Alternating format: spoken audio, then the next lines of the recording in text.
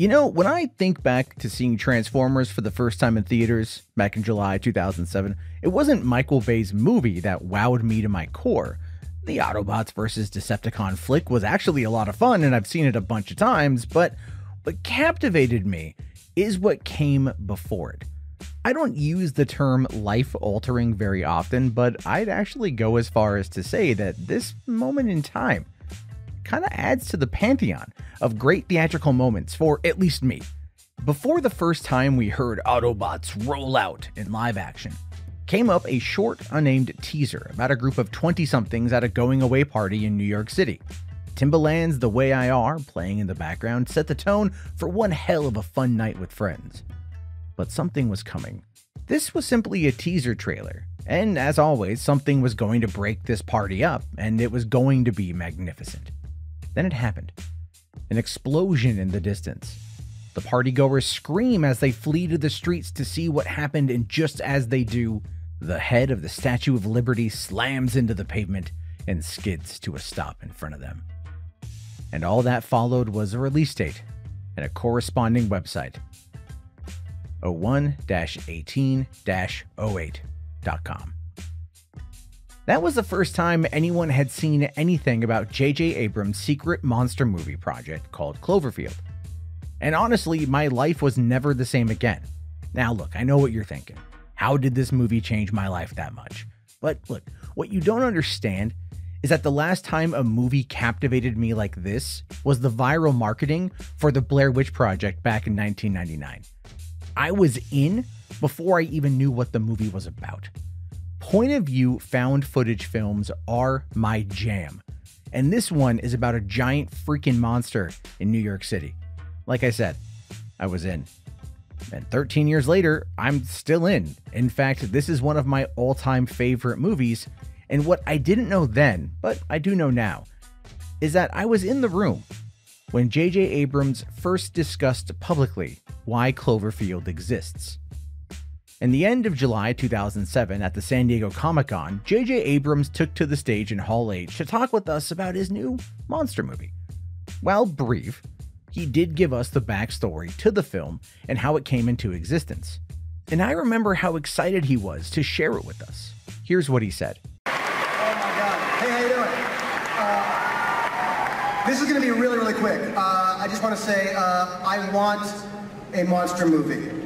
I want a great monster movie. I've wanted a monster movie for so long. And I was in Japan over a year ago with my son, who's 8.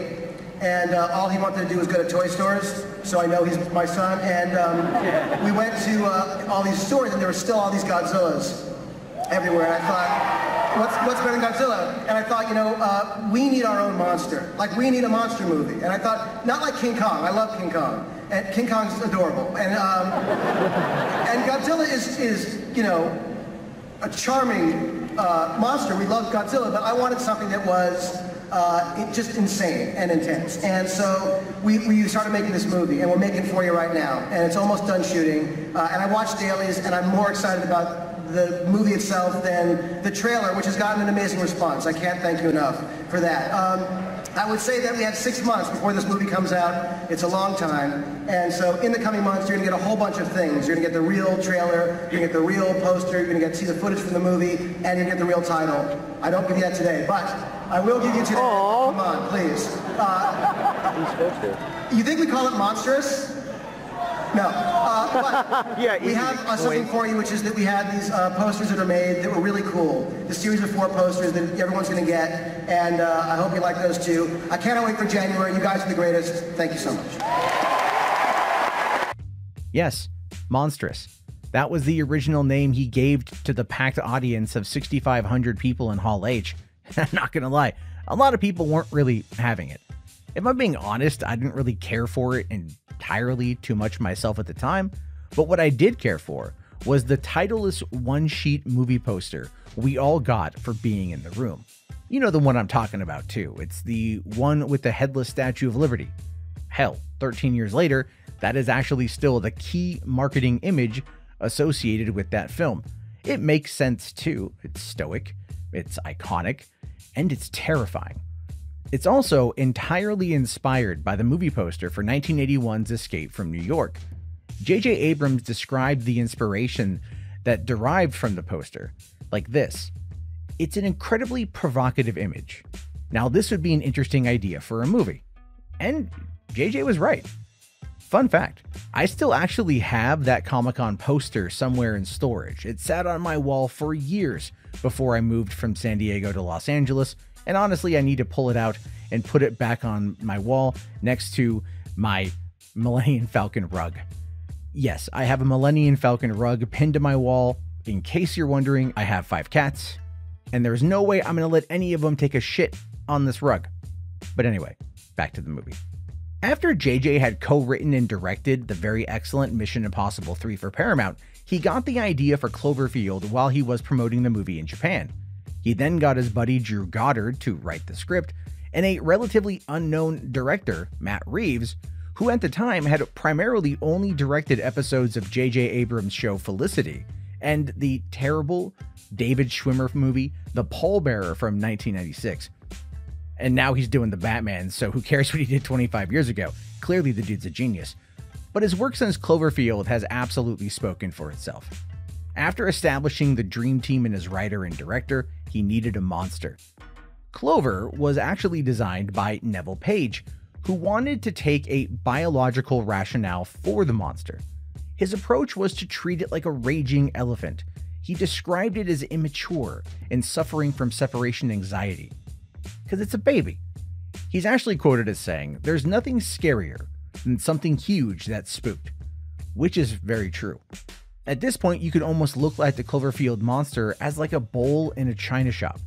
A scared baby looking for its mama, and New York City is that china shop. The visuals for Clover were developed by Tippett's studio, and their approach was as unique as Neville Page's. They wanted the monster to be without a personality, something that was more akin to an entity or an event. Both Godzilla and King Kong have personalities that keep audiences coming back. They are essentially the stars of those movies. We go to see those monsters hulk out, and we enjoy seeing the humans connect with them.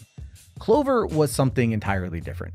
It was meant to be seen as menacing to humans, not there to climb the Empire State Building while holding on to the damsel in distress, and definitely not going to be tricked into walking into a volcano by a flock of seagulls like in Godzilla 1985. Clover was a scared and uncontrollable monster, and that's just awesome. Now that the whole thing was put together, he needed to get Paramount on board to make the American Kaiju film. According to The Hollywood Reporter, Paramount Pictures secretly greenlit the movie in February 2007.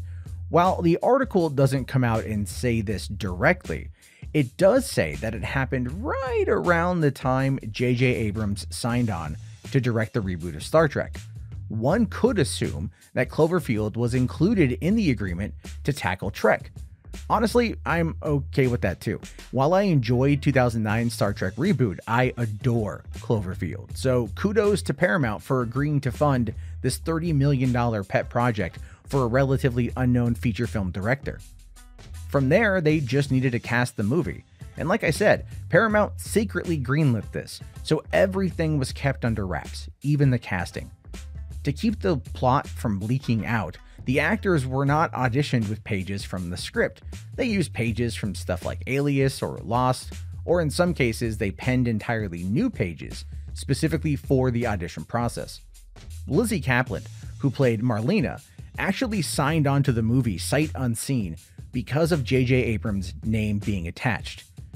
After filming, she kind of changed her tune completely when it comes to accepting roles, especially physically demanding roles. This might explain why, outside of Masters of Sex, we haven't really seen her in anything that is demanding. Ultimately, the cast came together pretty nicely, with the aforementioned Lizzy Caplan, joined by Mike Vogel, Jessica Lucas, TJ Miller, and Odette Yustman, who is now known as Odette Annibelle on Supergirl. Funny thing though, I only knew of her as Odette Yustman, and I didn't realize she changed her name a few years ago. And I didn't quite get why until researching this movie. It's nothing special or unique. She actually just got married to another actor whose last name was Annabelle and took his last name. Just a weird side fact for you. Now, with the cast in place, it was time to film the movie. The principal photography started in mid-June 2007 in New York. And here's something crazy. The movie started filming in mid-June, right? Well, Transformers premiered on July 3rd. That means that the unnamed teaser that we saw was literally shot just weeks beforehand. Wow, it's actually some pretty quick turnaround. It seems that the opening party, Beth's dad's apartment, Coney Island, and a few other little things were actually shot in New York. The scene where the military tanks are firing at Clover was actually filmed on Warner Brothers Studio backlot in Burbank, and the rest of the movie was shot in and around Los Angeles. Hell, the scene where they run into the abandoned Bloomingdale's store was actually a Robinson's May that was just under construction in Arcadia, California, which is a little east of Los Angeles. It was clear they needed to save the budget for the creature and the visual effects, but what helped was the way that they shot the movie, which was mostly done on a Panasonic HVX 200 for the interior scenes. I used to co-own an HVX 200 in 2007. At the time, it was like the top prosumer camera that filmmakers were using. To give you an idea of just how old this camera was, the highest resolution you could get out of it was 720p or 1080i, and you never, ever want to film in 1080i. The movie was edited pretty brilliantly because they treated it like it was a home movie. Matt Reeves described it like this: "We wanted this to be as if somebody found a handycam, took out the tape, and put it in the player to watch it. What you're watching is a home movie that then turns into something else." He then went on to say that Cloverfield very much speaks to the fears and anxieties of our time, how we live our lives, constantly documenting things and putting them up on YouTube, sending people videos through email. We felt it was very applicable to the way people feel now. And they were absolutely ahead of the time on that one. I mean, here it is 2021 and society is very much that way. I mean, his entire point was very true. And at some point, somebody did ask him about a sequel, and the scene from the Brooklyn Bridge came up. There's another guy on a bridge who's holding a video camera filming Clover destroying the city. That is another story. That could be the sequel. Personally, I've always found that to be such an interesting concept, to see how other people experience the night in question. Because one of the criticisms of the movie is that the characters aren't likable, which I do disagree with. But it goes to show you that some people just want to follow someone on this journey that they resonate with. Maybe that's one of the reasons why Cloverfield has lived on the way that it has. It spoke to people in a way that they maybe didn't expect at the time. Probably the most interesting thing about Cloverfield before its release was the marketing. It was obvious from the unnamed trailer that they wanted this project bathed in mystery. And it was also clear that they were heavily influenced by the Blair Witch Project's website from back in the late 90s. Paramount was pretty adamant that the project be kept a secret from the online community. They didn't want scoopers ruining the surprise for everyone. I have a feeling this was directly aimed at Ain't It Cool News, who at the time was still at the top of its game and definitely had the inside track in Hollywood. The untitled teaser trailer captivated elements of the internet who fueled rampant speculation over the next 6 months. There were theories about what the film could be about. Some misinterpreted the line from the trailer, "It's alive," to "It's a lion," which gave way to the thought that this could actually be a secret Voltron project. People were desperate to try and understand the film. Even now, you can find explanation videos from back in 2007 from people that were trying to break down what we knew about Cloverfield, and tons of videos after the fact, piecing it all together. I remember the website. It was the start of an alternate reality game which featured what appeared to be random images from the film. Some of these images were from the movie, and others were from before. But the internet sleuths on some of those ARG forums dove in and tried to figure it all out. One section of unfiction.com had a Cloverfield forum that had generated over 7,700 posts in just August 2007 alone. Some people, I argue more than some, were absolutely hooked. Paramount's team went as far as to make MySpace pages for the characters in the film. These were nothing special at first glance. They were just regular MySpace pages, Normal photos, normal posts, nothing super out of the ordinary. But it was enough to keep people talking and theorizing, because they were feeling like they were a fly on the wall for these people's lives before the events of the movie. And ultimately, everything tied back to Slusho, which was a fictional drink company that has popped up in almost all of J.J. Abrams' projects. But this viral marketing campaign also focused on Slusho's parent company, Tagrotto, which was speculated to have done deep-sea drilling, which is what unearthed Clover and unleashed it on the world.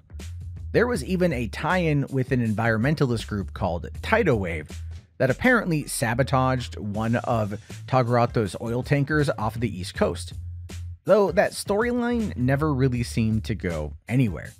The producers wanted to create a viral marketing tie-in just like they did with Lost. They wanted a meta story with Slusho, and Matt Reeves describes it like this.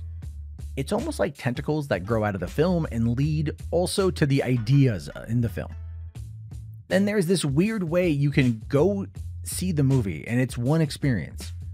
But there's also this other place where you can get engaged, where there's this other sort of aspect for all those people who are into that.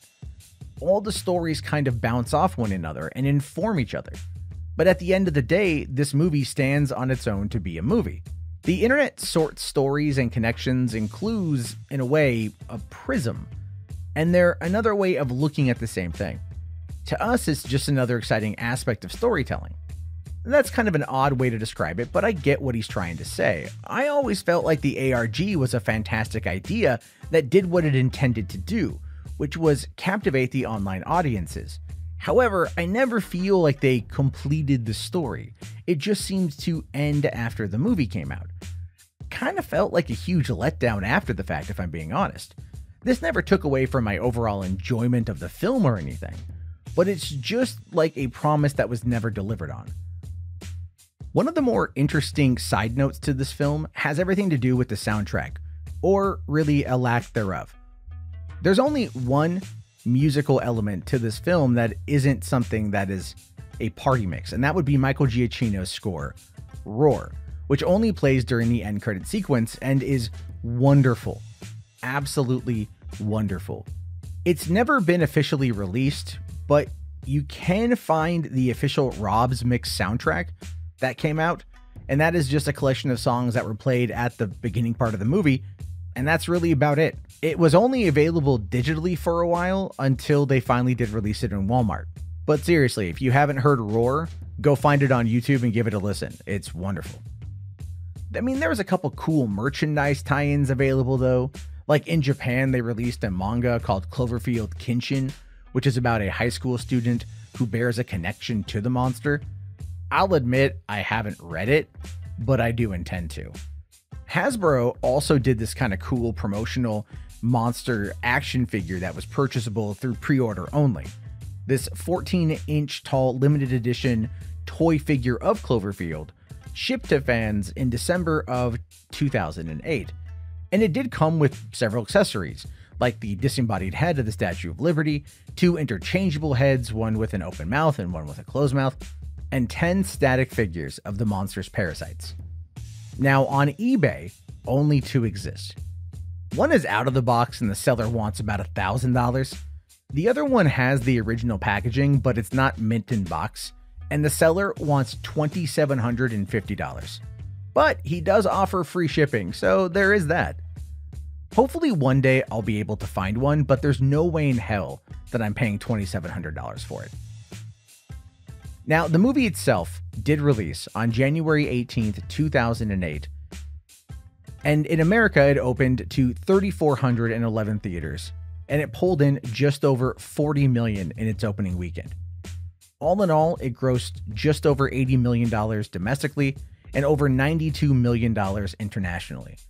It was the first film in 2008 to gross more than $100 million, and at the end of its run, it made $172 million worldwide.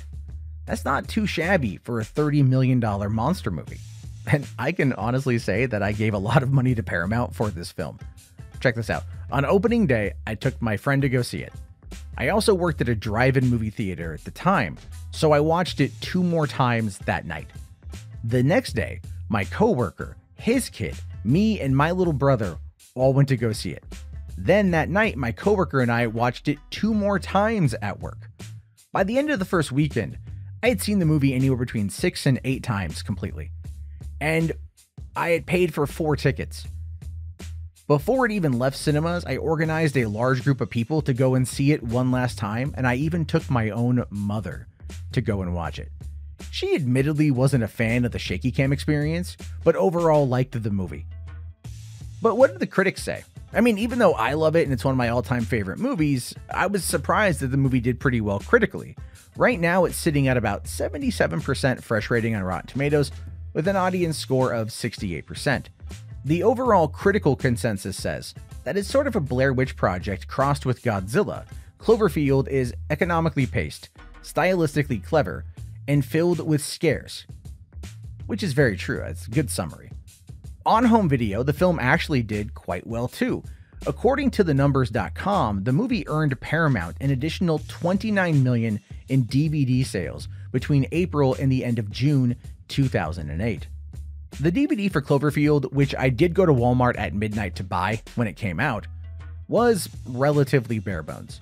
I was hoping for some kind of in-depth breakdown of the ARG that preceded the film, but what we really got was just a couple of deleted scenes and an alternate ending. But there was a Blu-ray that was coming out in June of 2008. And I find it odd that the Blu-ray came out a few months after the release of the DVD, but then again, this was 2008 and the HD DVD Blu-ray war had just been won by Sony. At the time, Paramount was one of the top supporters for HD DVD and probably had to quickly recalibrate the home video distribution plan. On the Blu-ray, there was a special investigative mode included, and all this feature really did is enable a timecode on the movie and provide ancillary information as you watched it. It gave you some factoids here and there, as well as a real-time update on where Cloverfield was. All in all, it's pretty cool, but it still didn't explain the whole story. Though that might change because it was recently announced that Cloverfield 2 is being written and it will be a direct sequel to the original film. But don't worry, it's going to be a straightforward movie and not a shaky cam experience. Unlike 10 Cloverfield Lane and the Cloverfield Paradox, which both came and went like episodes of The Twilight Zone, this sequel will hopefully give us the answers we've been waiting over 13 years to see. On the subject of a sequel, I wonder if the new writer will be using the original backstory. Producer Brian Burke once said that the creative team fleshed out the entire backstory, which, if we're lucky, we might get to explore in future films. During that same interview, J.J. Abrams stated that he did not want to rush into development of a sequel merely because the first film had been a success. He explained that he would rather create a sequel that is true to the previous film. But these conversations happened right after Cloverfield came out, so clearly things have changed in the subsequent years. The whole 10 Cloverfield Lane and the Cloverfield Paradox were tie-ins that were in name only. And as much as I adore 10 Cloverfield Lane, I would rather see a true sequel than literally anything else. Although in 2019 there was a Spanish fan film called The Cloverfield Files that came out to YouTube, and while it has nothing to do with the original movie, it tried to further explain what Tagrato was up to in other parts of the world.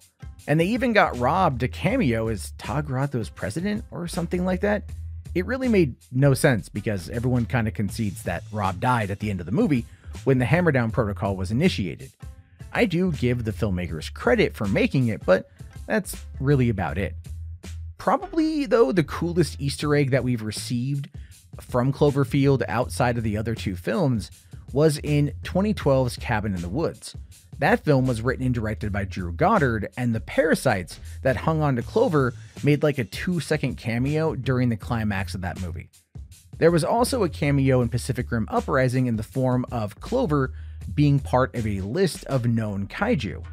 It's a real blink and you'll miss it sort of thing, but honestly, I really respect Stephen DeKnight for putting that one in there. I've always felt that J.J. Abrams had something very special on his hands with Cloverfield, and I'm glad to know that after all of these years, I'm not alone in thinking that. With the sequel on the horizon, the franchise feels like it's getting a new breath of air. I don't know if it's going to be something that's going to be worthwhile to see, because it hasn't come out yet. but it has my implicit support, and it's something that I will definitely check out. If you are wanting to get a copy of Cloverfield right now, it's really the best time. Paramount is selling the 4K UHD version of it for $10 at Walmart. Seriously, go pick it up. The movie looks wonderful in its up-res transfer. And as always, I want to hear what you guys have to say about this. What did you think of Cloverfield? Did you like it? Did you love it? Did you hate it? Where does it stand for you? Let me know on Twitter. You can find me at mjarbo, or you guys can leave a comment here on the YouTube channel. If you're listening to the Podio Commentary podcast channel, be sure to just hit me up on Twitter, and let's continue talking over there. As always, I will see you guys later with another episode. Thank you again for listening. Have yourself a great day, and peace out.